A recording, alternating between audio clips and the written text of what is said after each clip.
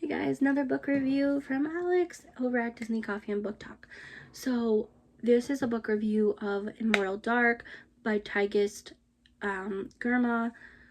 This has been making the rounds on Booktok, at least over on Black Booktok specifically. It is a black dark romance, paranormal romance specifically, and holy moly, I am so glad that I took the plunge and read it. I am not usually one to read the hyped up books on Booktok, specifically just general Booktok. Black Booktok, whole different story. I had been looking for this book, like a physical copy, even though I mainly read ebooks and do audiobooks. But I have been looking for a physical copy because I want my hands on it. And I still don't have a copy yet. I will buy it. It will be my trophy. That being said, this was the second book that I fully started and read in the new year, and I am so glad that I was just like, you know what, screw it, I'm gonna just find the audiobook and listen to it. So I got this on Libby. If you guys don't know, Libby is a library app. You plug in your library card and you can get ebooks and audiobooks. I have several library cards, but this was, anyway, I'm glad it came right after, like right as I was finishing up My Dear Henry. So 5 stars, dark romance, all black cast, by a black author. Fantastic.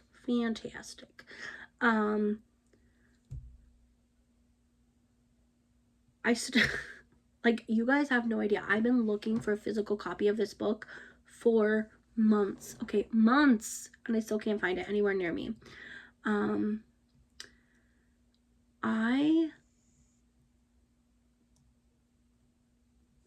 Okay, let me start with, it covers 2 orphans, right? It's the story of Keaton Adine, and her sister. June goes missing, and Keaton is trying to find her.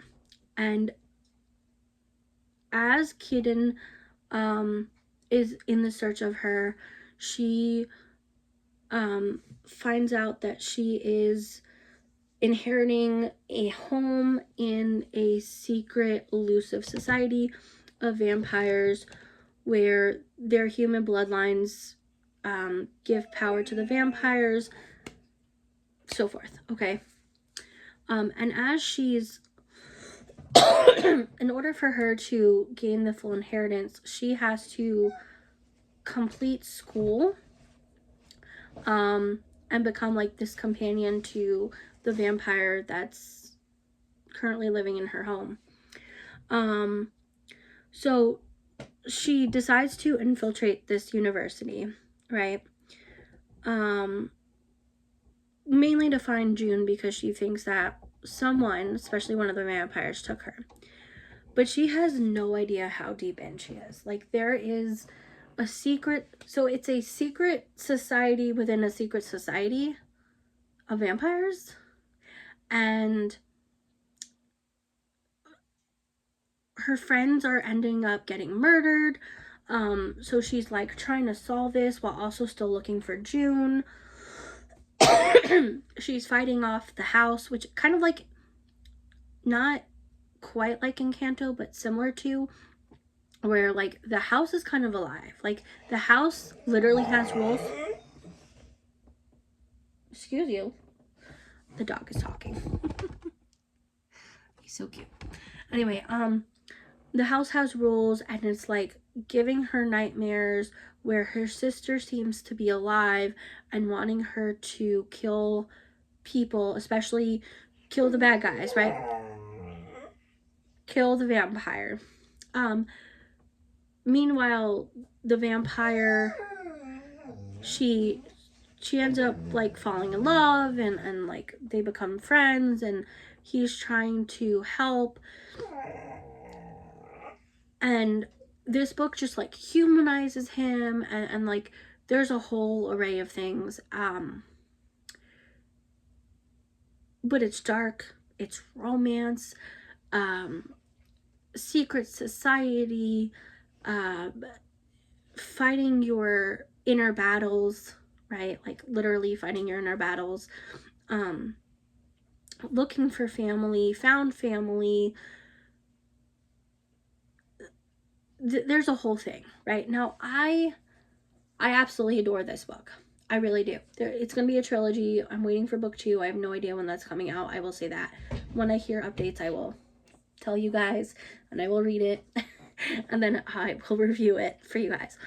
But I actually don't have a problem with Kaden and June being orphans in this instance. I know that sounds crazy, but like the way that it was done in this book and the representation wasn't so much that it was a problem, it was that they were trying to protect them. Now often I'm like, I don't know, but like the aunt took them to protect them. Yeah, she didn't really tell them about this whole thing because this was going to destroy them. Like them being heiresses to this house and stuff was going to hurt them. And so the aunt being protecting them, right? Like that was why they were orphaned. Like the parents died, and they were murdered. But it also showed in little glimpses of Kiden's like flashbacks and her talking about her past growing up with her sister, with her foster family, was that they weren't treated well, that, you know, she had to protect them. Like they wanted to run away, not to give too much away, but she does end up unaliving her foster mother. And how much that bothered her, right?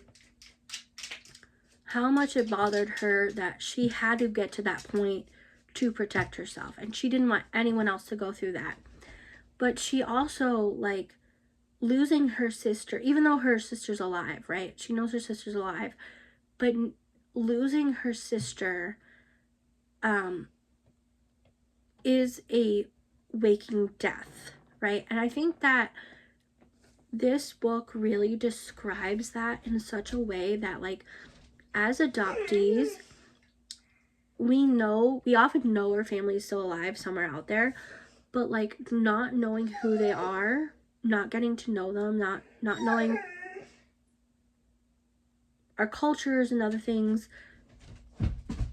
is a waking death, right? Like not everyone's gonna feel this way, but it's often, that's also how like birth families feel, right? Like the birth mom knows that their child is out there, and sorry guys, he's so look at this cutie. Hi. All right. Knowing their child is out there somewhere, and then like not knowing where they are, not knowing how they're doing and things like that, it's hard. So I think that Tigest Girma did a fantastic job on that. Again, 5 stars, absolute must read.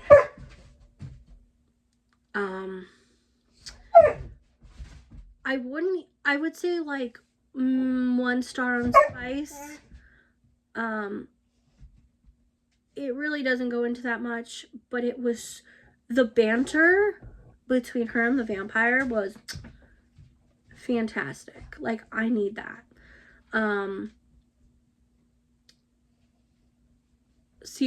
His name is Susnios. I don't remember if I said that right. Fantastic job. So, Tigest, we need book 2 now. Thank you.